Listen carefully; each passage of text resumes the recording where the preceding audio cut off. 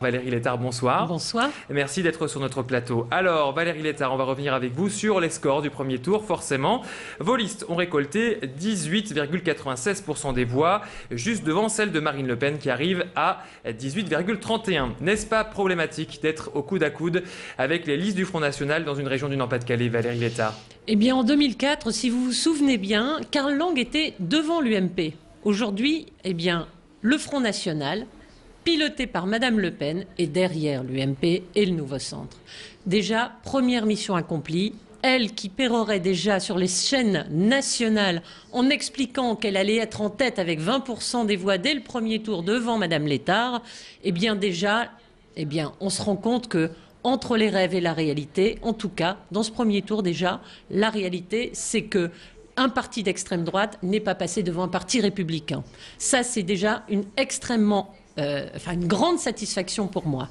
Ensuite, simplement, moi, ce que je peux vous dire, c'est que autant je peux entendre et je comprends que les électeurs qui peut-être, parce que au vu des inquiétudes d'une réalité, d'une crise économique mondiale, de difficultés qui impactent aussi la France forcément, même si la France en sort plutôt mieux que les pays voisins de l'Europe,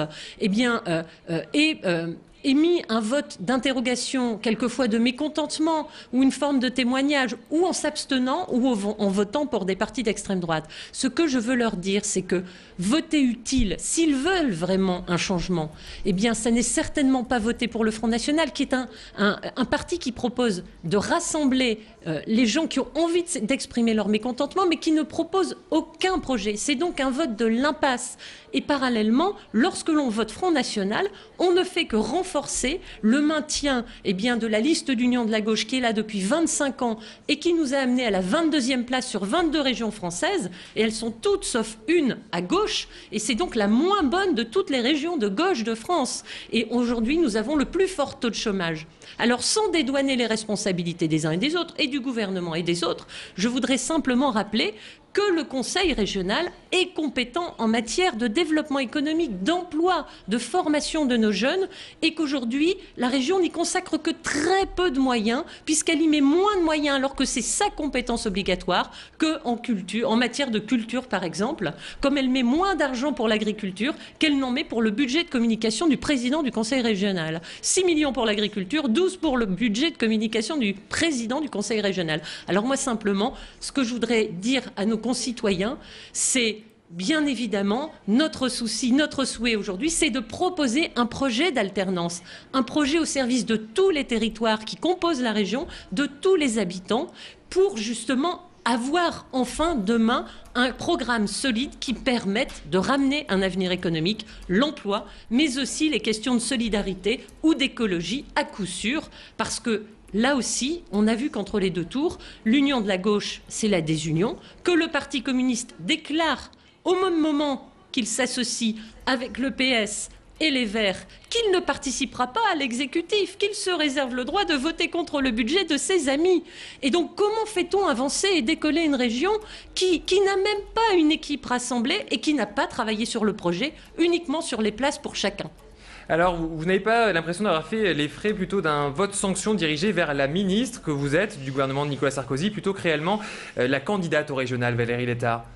Vous savez, déjà en 2004, aux élections européennes aussi, nous sommes sur une région qui est historiquement plutôt à gauche. C'est difficile quand il y a un gouvernement en place de remporter ces régionales, que ce soit à droite ou à gauche. Vous n'avez pas l'impression d'avoir été victime d'un vote sanction, justement Non, je pense qu'il y a une réalité, une inquiétude. Alors, elle s'exprime de différentes manières. C'est vrai que nous sommes ici dans une région où beaucoup de responsabilités sont occupées par la gauche. Que la gauche a tendance souvent à essayer de faire diversion en renvoyant toutes les difficultés de notre région sur le gouvernement. Ça ne veut pas dire, comme je l'ai dit tout à l'heure, que le gouvernement ne doit pas assumer sa part de responsabilité. Mais ça veut dire que ça ne doit pas être, encore une fois, une diversion pour faire oublier aux gens un bilan de 25 années où conseil régional, c'est 2,2 milliards d'euros par an, 50 pour l'économie, alors que c'est une priorité de la région. 50 pour l'économie, c'est l'emploi de demain au moment où on doit préparer l'économie de demain, les métiers de la croissance verte, toutes les filières, l'automobile de demain, le ferroviaire, le bâtiment, les éco-constructions, les énergies renouvelables, ce sont ces métiers-là, ces filières-là qui amèneront l'emploi de demain. Si on ne fait pas ce pari-là, si on ne se prépare pas, si on ne met pas le paquet sur l'emploi et l'économie, eh bien on n'y arrive pas. Et là, ça fait 25 ans que la région, le conseil régional, pas la région, le conseil régional, avec M. Percheron, M. Caron et M. Bocquet, eh bien, s'est égaré en investissant sur des missions secondaires qui ne sont pas inintéressantes, mais simplement, encore une fois, elles ne sont pas obligatoires. La compétence obligatoire, mettre les moyens, mettre le paquet sur ce que nos concitoyens attendent, notre avenir économique, l'emploi, mais aussi les questions de solidarité et d'écologie. Aujourd'hui, nous n'avons aucune certitude sur ce qui sera fait par cette équipe qui ne partage pas les mêmes priorités. Et aujourd'hui, autant par exemple, nous avons intégré la traduction des Grenelles de l'environnement, des actions de solidarité, mais surtout un vrai projet économique au cœur de nos préoccupations. Ça, on l'a fait. Et moi, je peux vous dire que les électeurs qui ont peut-être voté au centre ou le MoDem aujourd'hui, je ne pense pas qu'ils retrouveront les priorités qu'ils attendent à gauche.